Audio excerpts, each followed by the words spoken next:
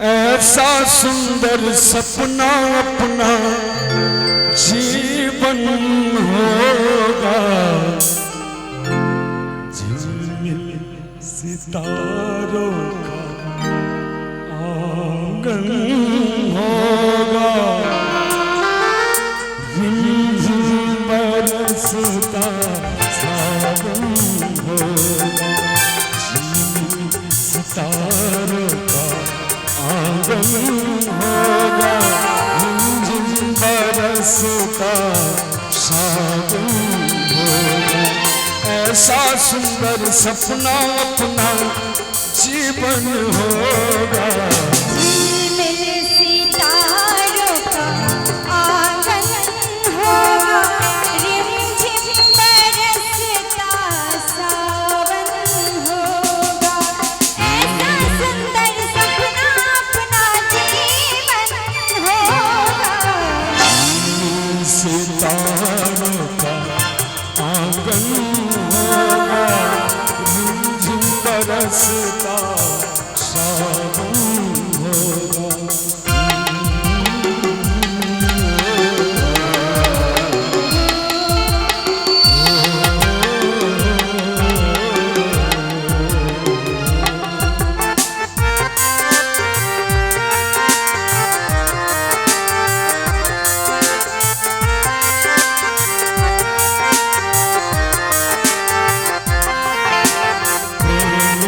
गली में एक छोटा सा घर बनाएंगे, उनकी गली में, उनकी गली में एक छोटा सा घर बनाएंगे, कलियां न मिले ना सही कांटों से सजाएंगे, कलियां न मिले ना सही कांटों से सजाएंगे, बगिया से सुंदर गोपन होगा, झिलमिल बरसता सावन होगा। सितारों का आंगन होगा, रिमझिम बरसता सावन होगा।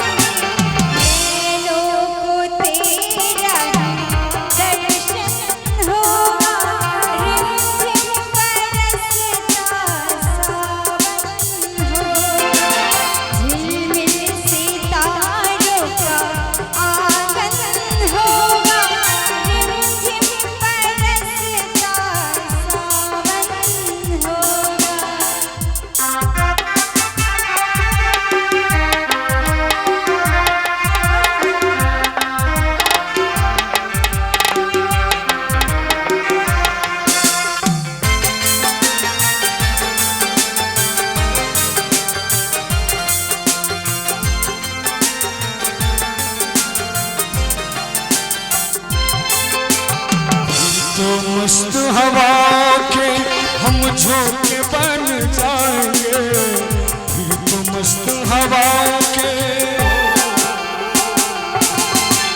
फिर तो मस्त हवा के हम झोंके बन जाएंगे, नैना सुंदर सपनों के झरोखे बन जाएंगे, नैना सुंदर